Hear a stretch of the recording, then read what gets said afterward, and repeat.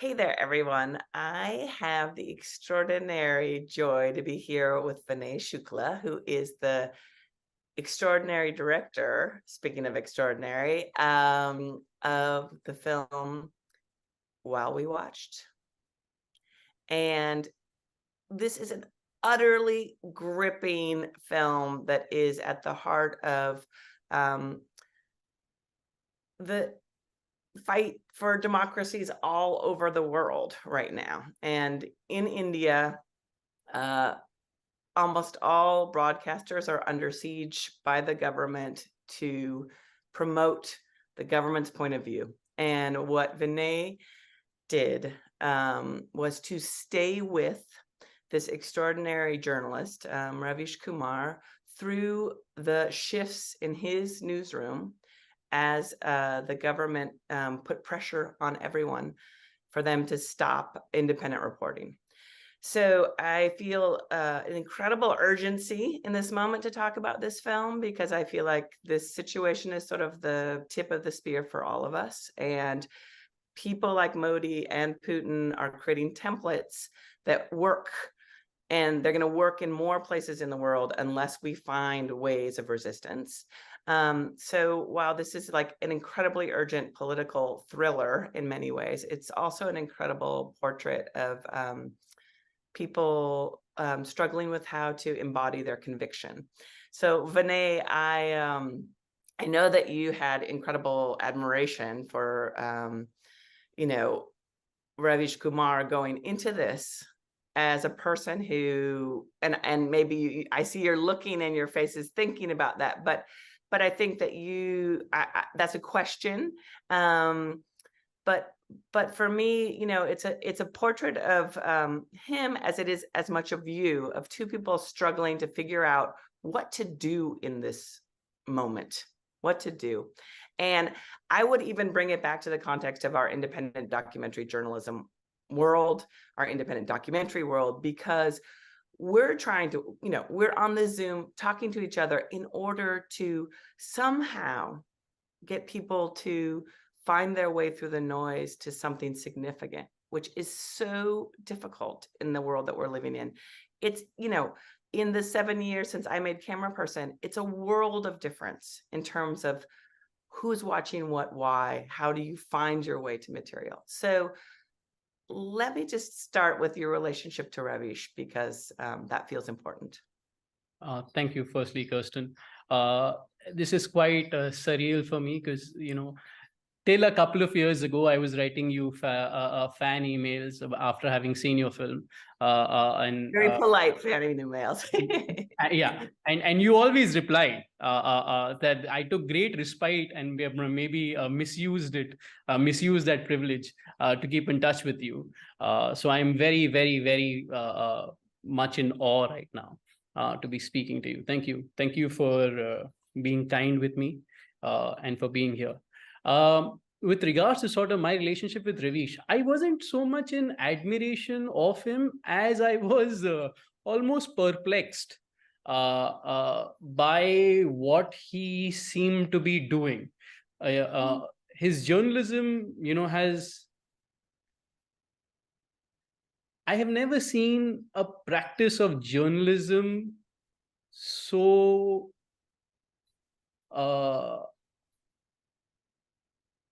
something that takes shape every day, and something that is something that is coming together. Like whenever I see a Ravish report, a broadcast of his, I can see different moving parts of it. And there is some joy in that. As somebody who appreciates details, as somebody who appreciates processes, whenever I'm watching a report by Ravish, I can see smaller parts within a sort of larger beast or a larger argument that he's framing, and I find that curious, to discover those nooks and corners in what he's doing. At the same time, his larger sort of approach was driven by such despair and such moral despair that it perplexed me. I was wondering, who is this news anchor who is constantly asking his audiences to stop watching TV. He would scold his audiences. You could see that he wasn't happy with his audience or with the government. And when people are usually in that place, they try and conceal it. He was very bad at concealing it in what he was saying out on air. So it was in terms of films, he was resembling a tired protagonist, a protagonist who wanted to give up on society, on everything around him.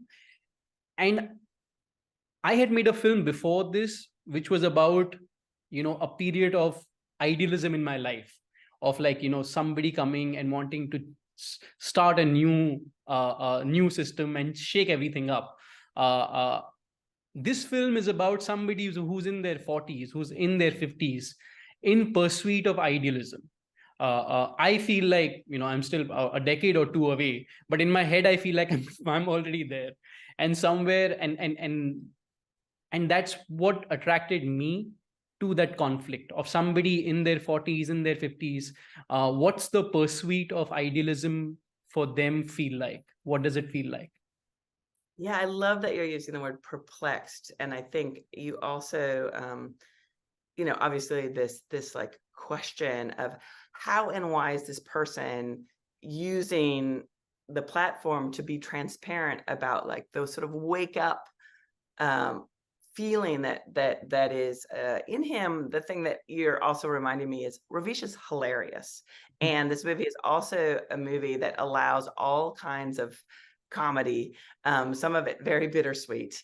But let's just sort of dig deeper into the idea of craft, because I really do want to talk about the beautiful observational work that you did filming this movie. We really feel like we are inside with people, and yet the thing that I was thinking about a lot, as the camera person that I am, what's going on in your head as you're filming and as you're watching sort of colleague after colleague be put in a position to choose between their livelihood and staying with the station and abandoning Ravish. So I'm just sort of take us inside your head filming and how easy or how hard that was to stay quiet, the struggle, the internal struggle while you were doing this incredible observational work. So there's two sides of this. One is, see what's happening when you walk into the film, you walk with a certain morality, a certain moral consciousness, and it reflects in the daily choices you make with regards to, firstly, having chosen this newsroom and then choosing your characters and where you point your camera at. And secondly, there is the pursuit of craft, right? When you're on ground. What lenses are you using? How close are you getting? How are you building your access every day? How much access are you getting? I was once trying. So my team is very young. It comprised of people in their mid-20s, and very often, I was explaining to them about what we are doing. And how we have to build relationships with people on camera, off camera. And my co-cinematographer, at the end, somebody asked him, say that, how was your relationship with people? And did you become very good friends with them? And he said, initially we would only become good friends to the point that it allowed us better access. And it was a moment wherein I was like, okay, so that seems very, very mechanical, right? Wherein you're constantly figuring out your relationship with people and how it can lead to better access. But that's the filmmaking part of you. That's the brave, that's the person who is there in a newsroom, wherein everybody around you understands the power of the camera. Usually when you're shooting a documentary, you have to explain to people what a documentary is, where it's going to go out. But when you're shooting in a newsroom, everybody understands the power of the camera and how one wrong image can misrepresent them, can show them in a light which is going to be conflicting for them. So it was very, very difficult to figure individual personal relationshits access, craft, and the negotiation between all of these, because people were going through a lot. We shot an election, and during an election, of course, everything is a very heightened stakes game. At the same time, people were being laid off in this newsroom. They weren't being paid enough. They were working in extremely meager resources. So there was a lot of emotional fatigue. There was a lot of sort of trauma that people were reeling from as of around us.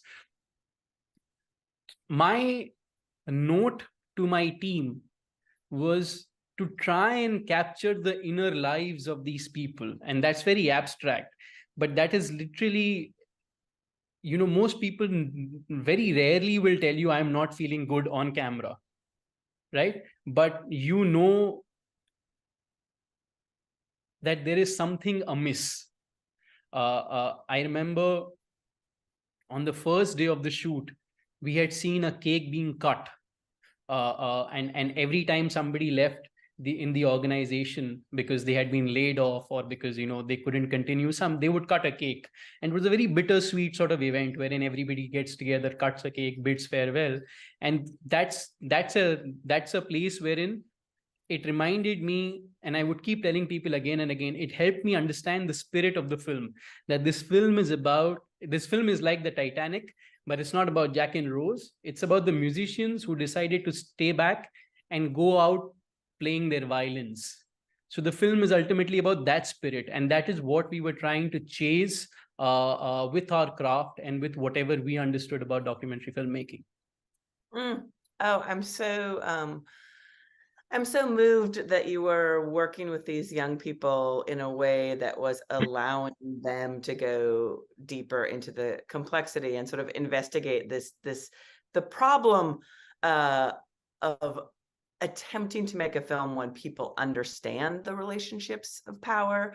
You just took me right back to Guantanamo when I was filming with Laurel Poitras on The Oath, and I was filming a New York Times reporter, and he was sort of, I had his permission to film, and he was in an argument with his editor, and I was at an angle behind him, and I knew in my gut, like, yes, in the big picture, I have permission, but this is so high stakes that I must be very careful. And then I just got a little, too in the movie and what shot would look a little bit better. And I left the meaning of the stakes for him, and I moved maybe like a quarter of an inch, and he saw me out of his eye line, and he just exploded, and he said, "That's it. You can't film me anymore." And it was like, I think that what you're talking about is, it's like a hairline. We're like balancing on this tightrope of trust that, one gains, but one can sort of lose at any moment. And people want to protect their inner selves. Yeah. They're not in a newsroom to reveal their inner selves. They're in a newsroom to fight for their craft, to do investigative journalism. So I talk a little bit more for you in relation to Ravish, like sort of walking that tightrope of, I completely agree with you in that, and I'll be honest with you, Kirsten, when I'm hearing you speak about that moment, right, wherein you go like, should I shoot a little more? Should I? It's you don't know the answer, right? No. You're literally like at times I have taken risks, and they have paid off so beautifully that people will see it in a film and be extremely moved. But only filmmakers and my team, people who have taken risks, will understand the moral call that they had to make to shooting that. And when it doesn't work, it looks very ugly, right? Over a period of time, I know something for myself is that I would much prefer to stop shooting than somebody else asks me to stop shooting. And that's just a principle I sort of follow, wherein I have literally spent 2 years shooting this film. And on many occasions, I had to, I put my camera down before anybody asked me to put the camera down, simply because in my head, it's usually, I know that this person doesn't want to see me like this. And in the long term, it's going to affect the access that I'm going to get. So I am basically gambling or betting that I will have an opportunity to shoot something like this in the future, or maybe I won't get this at all. But I need to risk not shooting this. And on other occasions, you take the gamble and you go like, okay, I'm going to shoot, but you're shooting in a manner wherein you're looking inside your camera, but you're also trying to keep eye contact with everybody around to try and show them that you're equally invested in this. You're not looking to catch them, at some sort of a weak, vulnerable moment. With regards to Ravish, it's a complex relationship. There is no straight, of course, this guy, he's a news journalist. He's aware of the camera, right? You can't ever be completely sure that, oh, this person doesn't care about the camera at all. And of course, on many days, it seems like he doesn't care. But do I have the complete answer that, oh, this person just doesn't care about the camera anymore and he's his complete authentic self on the camera? I don't. But I'll tell you what I know. I am pursuing a film and I am looking for a cinematic truth or a film that's in my head. So when I am looking for material that almost services what I am going for, right? I have a basic responsibility that I'm not lying to people, that I'm not adversely misrepresenting them, and that my picture more or less reflects what people are like in real life. Those it's a very loosely held together scenario in my head. I am hoping that the amount of time I'm spending with people, like I'm spending literally 2 years shooting with them. Over a period of 2 years, you more or less understand who these people are. And then if I can bring that understanding to my films, I think I am satisfied with that. That's the sort of code that I am pursuing. I don't necessarily, because, I'm sure there'll be people who know Ravish, who will watch this film and find it not truly representative of him. And they're right. People should be allowed multiple representations. It's a privilege. Not many of us have that privilege to be seen in the eyes of many people. And of course, It's such a beautiful way of saying that. That is yeah. so true. So, and I'm saying both of us, like, for example, your work has had such incredible value in my life. And it's been written about by so many people, right? So that's the privilege at times of being seen by more people, of being interpreted by more people. And then I have also met people who you have mentored and who speak so passionately about things that you have done for them, or the relationship that they share with you. And that's a very rare place. I hope more people have that for themselves. I love this wish, and Mhm. this wish, and the wish, it's so interesting in the context of us talking about like how many images there are in the world and how to find things that actually value the complexity of our world. And when I think about you and filming this film and then editing it and the kinds of ways you're thinking about your craft, the sort of dynamic happening between you and Ravish throughout the film is he's not just aware of the camera. He's aware of the choices you are making. He's noticing how many hours you spend there. He's noticing the relationship you have with your younger team. And those relationships of a leader to a team is the drama that he is in. And in some ways, I think you each earned mutual respect from each other.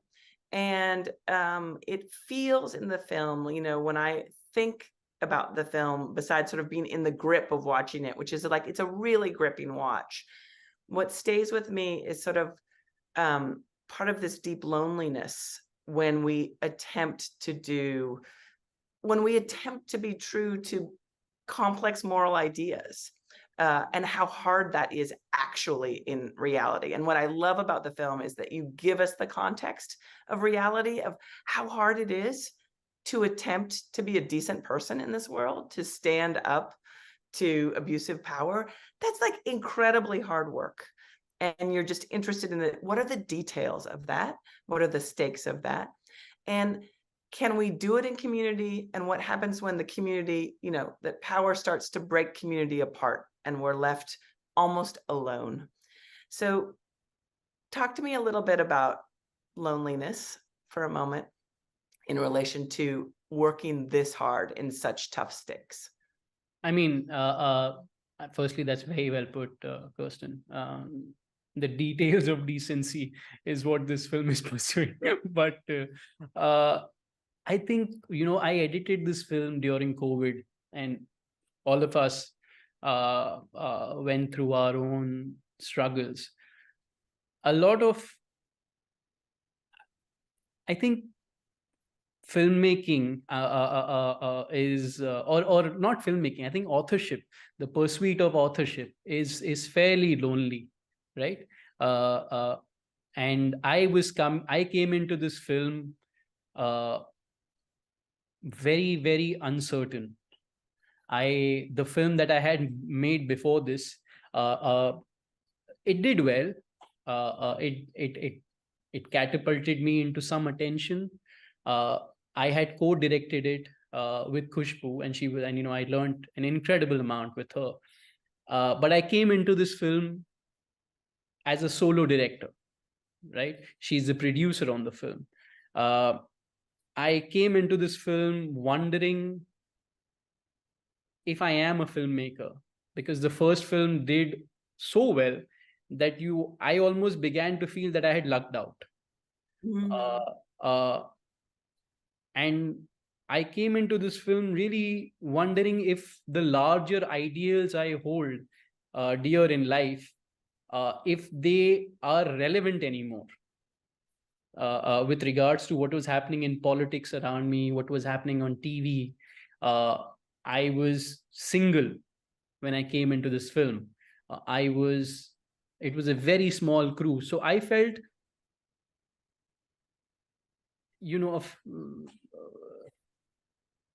pretty singular in terms of trying to find solutions and answers for myself in my journey. It was like bushwhacking through a sea of doubts and financial and emotional challenges, right? But I remember this one time during the shoot, I was, when I saw the institution fall apart slowly, the idea of institutions falling apart, it was very heartbreaking, and it appealed to me, because at that point I remember just telling myself that I want to make a film about the cost of the pursuit of idealism. This loneliness is one cost, but there is so much that we go through, and I wanted to recognize that cost, in all the despair that I may be facing and people around me face, and not just filmmakers. I keep saying that people make extraordinary choices in very ordinary lives. They choose to take care of a sick parent. They choose to have a baby. They choose to give up a career. They choose to pursue whatever goals they have. These are extraordinary choices that you don't quite necessarily see for their heroism, and they require daily work. And I wanted to make a film, I realized, that recognizes that work and underlines it. It may not necessarily salute it, it may not pivot it to international attention, but just underline it. Because I think there is beauty in the daily toil that all of us put ourselves through in the pursuit of whatever it is that we are going for. I think there is beauty to that. Like, I hope that I see it in those around me, and I hope that people see it in me. So I wasn't sure if my film would be great. I still I would like to believe, I think it's like, I like the film, but I don't know if it's a great film or not, right? But I really, at one point, I was like, I wanted to reflect all the things that I feel very drawn towards. So Mm. the film is more, for me, it's me trying to get closer to the ideas that I hold dear in life. Of course, there's a larger political vessel, journalistic news drama, character, Ravish, cinematic craft, all of that is there. But I am driven forward by empathy and so many other things that I spoke in this conversation about. And I hope the film leaves a deeper churning in people about those values. Well, I can affirm that it did that in me. And I think this love and respect for the private struggles of each of us is just alive in your film.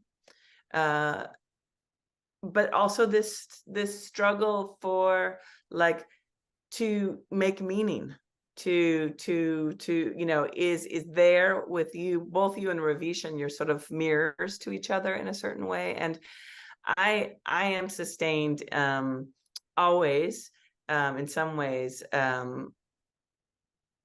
by what we are given when we engage deeply in the craft, and we sort of put ourselves on the line in these very small ways over time, and those things start to have a cumulative effect of deep meaning and deep expression of our values. I just can't tell you enough how much it matters what you've done. I mean, you've created primary evidence for all of us of what's happened and what's happening now in India. But I do believe that what you've sent us a message from the future. And I think we are all full of feeling about what the future, the challenges the future poses for us. And what you are saying to us with this film is that,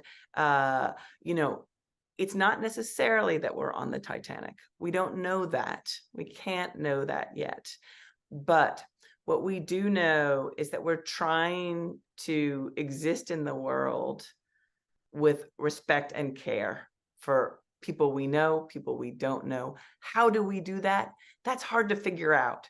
And the figuring it out together, it's part of what cinema offers us, is a way of practicing all of those questions, living all of those questions, and then the evidence is there for others. So I'm just, profoundly grateful for the hard work of everyone in the newsroom, everyone on your team, for the loneliness and doubt that you have endured and that you will endure on behalf of being in it with love and compassion, on behalf of all of us, as well as on behalf of yourself. So you and I are going to continue our conversation for the rest of our lives. But for those of you who are watching this, just know, if you're watching this, you're in the conversation with us, with our films, with the future. And, what we want in so many ways, Vinay, right, is evidence of people doing the daily work of trying to live with both compassion and aspiration for meaning. Yeah. And I think it's a time wherein all of us, I remember just feeling very, I don't know, I wasn't, one of the reasons why I made this film was that I felt there was a younger version of me, 12-year-old version of me, 15-year-old version of me out there who didn't quite agree with everything that's going on. And that person needs to be told that they are not alone. So I think all of us need our hands held. And I hope that this film or this conversation somewhere can hold hands with people who need it. Oh, well, I want to hold hands with the 12-year-old self of you. Well, to all the really wise 11-year-old and 12-year-old souls, all of us, we dedicate this conversation. To all the arrogant, to the arrogant 11-year-olds. That's what I Yeah. want. Oh man. Thank you so much. Vinay, You're the best. oh, you're the best. Thank you so much. And thank you everyone for being a part of this. Thank you. Thank you.